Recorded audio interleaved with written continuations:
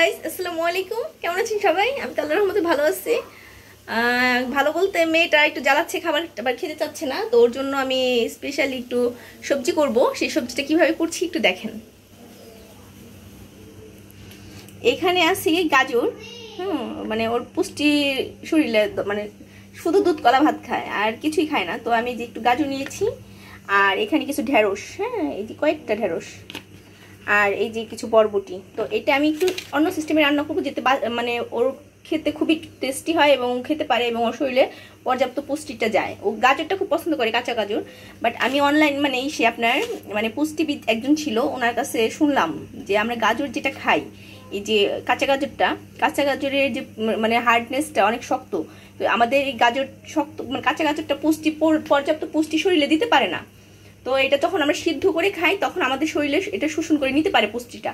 তো এর জন্যই আমার এই পদ্ধতিটা করা, কারণ ও কাঁচা গাজর পছন্দ করে, অনেক মানে সুন্দর মতো খায়, কিন্তু আর কোনোভাবেই কোনো সবজি আমি খাওয়াতে পারি না।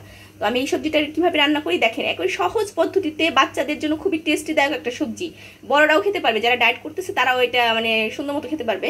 এখানে আরো সবজি অ্যাড করা যেত, বাট আমার কাছে 3টা সবজি ছিল মাত্র, তো আমি 3টা দিয়েই করছি।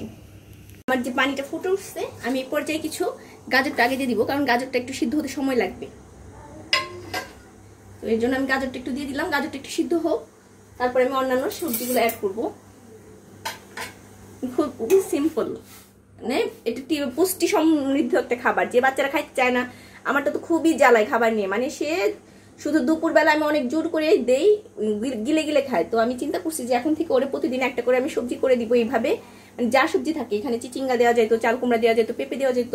পেঁপে ছিল অবশ্য, আমি পেঁপে কাটিনি, কারণ ও পেঁপেটা পছন্দ করে না। তো গাজরটা সিদ্ধ হোক, গাজরটা প্রায় সিদ্ধ হয়ে গেছে, মানে 2 মিনিটের মতো হয়েছে। আমি বেশি সিদ্ধ করবো না, বেশি সিদ্ধ করলে সবজির পুষ্টি গুণাগুণটা নষ্ট হয়ে যায়। তো এই পর্যায়ে আমি ঢেঁড়সটা আগে দিব, কারণ ঢেঁড়সটা একটু সময় লাগবে। এই সবজিগুলো মাছ দিয়ে রান্না করলে বা ভাজি করলে খেতেই চায় না কোনোভাবে। তো এইভাবে যদি রান্না মানে ভেজে দেওয়া যায়, ও একটা খাক, অল্প আপনার খাক, যাই হোক গাজরটা অল্প খাক, বরবটি 2-3 পিস খাক, যাই খাক, নিজে খেয়ে খাবে, এটা ভালো লাগবে। আমি ওরে ভাতে ডলে ডলে খাওয়াইতাম, কিন্তু ওই ডলে মুখে দিতাম, ও পানি দিয়ে গিলে গিলে খেত। ওইটা কিন্তু পুষ্টিটা যে শরীরে অ্যাবজর্ব হবে, যে আমাদের মুখে যে সালাইভারটার সাথে মিক্সড হয়ে পেটে গেলে আমাদের যে এনার্জি বুস্ট হয়, ওইটা কিন্তু হয় না ওর। তো আমি এই পদ্ধতিটা অ্যাপ্লাই করছি, দেখি। এটাও ঢেঁড়সটা মাত্র 1 মিনিট সিদ্ধ করব। গাইস আমার ঢেঁড়সটাও 1 মিনিট সিদ্ধ হয়ে গেছে, এর থেকে বেশি সিদ্ধ করবো না, মানে করবো আরেকটা আমার দিতে হবে, ওইটা এটার সাথেই ওইটাও অ্যাড মানে হয়ে যাবে যেটুকু লাগবে। হ্যাঁ, তো বরবটি আমি সবার লাস্টে দিলাম, কারণ বরবটি বেশি সিদ্ধ করাই যাবে না। তো গাইস 30 সেকেন্ড হয়ে গেছে, আমি নামিয়ে নিব এখন।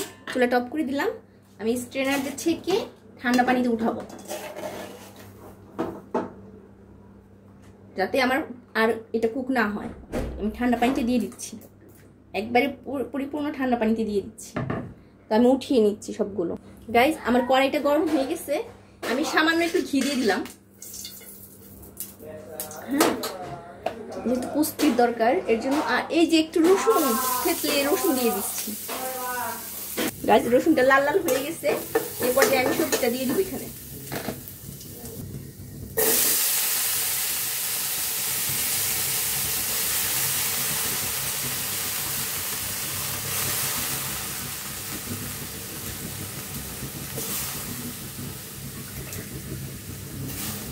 এখানে রসুন আর ঘিয়ের যে স্মেল স্ট্রং, এই সবজিতে অনেক একটা স্ট্রং ফ্লেভার অ্যাড করবে।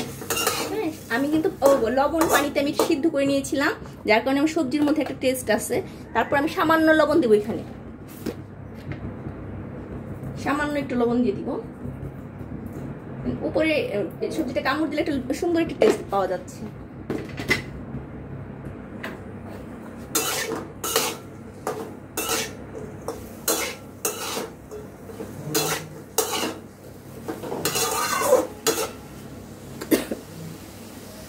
গাইস আমার এটার এত ফ্লেভারটা এত সুন্দর লাগতেছে, যে বড় বড় রেস্টুরেন্টে যে শর্টের সবজিটা করে, ঠিক আমি ওইটাতেই একটু ফলো করে এটা করছি।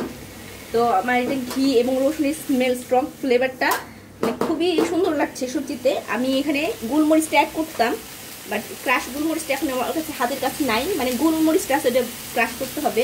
আমি এই ক্ষেত্রে একটু চাট মশলা দিয়ে দিব, হালকা একটু চাট মশলা দিলে একটু ফ্লেভার আসবে। তো এই যে এই সামান্যই, বেশি দিব না, কারণ সবজির একটা ন্যাচারাল টেস্ট আছে, সেটা নষ্ট হয়ে যাবে অন্য কিছু দিলে। তো আমি এটাইভাবে খাওয়াবো। এটা যারা ডায়েট করতেছে তারাও খেতে পারে, ভাত না খেয়ে যে সবজি খেয়ে ফেললো, তার শরীরে পর্যাপ্ত পুষ্টি পেয়ে গেল। তো আমি আগে জানতাম যে কাঁচা গাজরে নাকি আমাদের শরীরে পুষ্টি দেয়, বাট কাঁচা গাজরের পুষ্টিতে আমাদের শরীর পর্যাপ্তভাবে শোষণ করতে পারে না।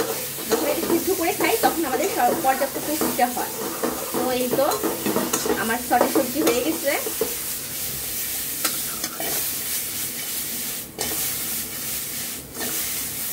Wow, colourful.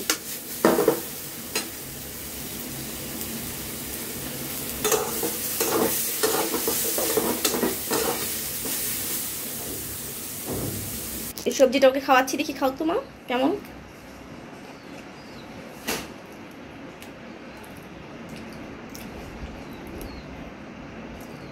খেতে ভালো লাগে না? অনেক মজা। অনেক মজা। তাহলে আজকে এটা খাবা সবজিটা? হ্যাঁ। দেখি চাবাও তো কেমন সফট হয়েছে। কাকা। তো গাইজ এই যে সবজি সিদ্ধ জাকিব খাচ্ছে, কেমন ভালো। এটা কিন্তু প্রচুর পুষ্টিগুণে ভরপুর। ঠিক আছে, তো আপনারা বানিয়ে বানিয়ে খাবেন। আমার তো মনে হচ্ছে আমি এখনই খেয়ে ফেলি। রসুন আর ঘিয়ের যে স্ট্রং একটা ফ্লেভার, খুবই ভালো লাগছে। গাইজ রান্নাঘর থেকে আসলাম, চেহারা স্রোত কিছুই ভালো নাই, জাস্ট আমি আপনাদের সবজিটা খেয়ে দেখানোর জন্য একটু ভিডিওটা করছি আর কি।